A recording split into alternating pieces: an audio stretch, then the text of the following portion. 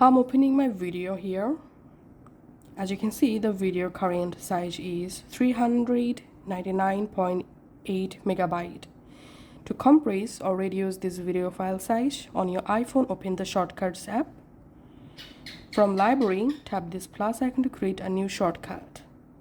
Tap this search actions and type here, select photos, and select the select photos action. Tap this arrow, enable select multiple to compress multiple videos at once.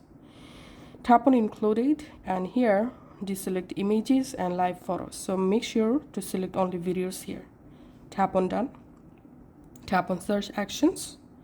Type here encode media and add the encode media action. Tap this arrow.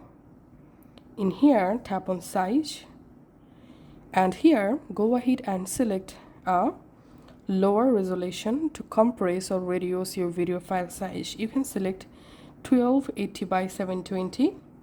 If you want to reduce file size more, then you can select 9060 by 540. So in my case, I'm selecting 1280 by 720, and then tap on search actions and type here save to album, and now select save to photos, and tap on back, and here we can see it's created. If you want to rename it, you can just tap on rename, and here I'm renaming the shortcut to reduce video, tapping on done.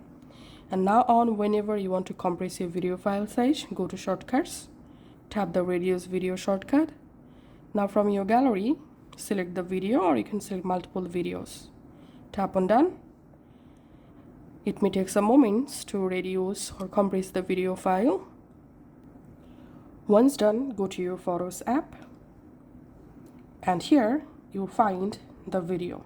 So open the video, and here we can see the video file size, current size is only 116.5 megabyte.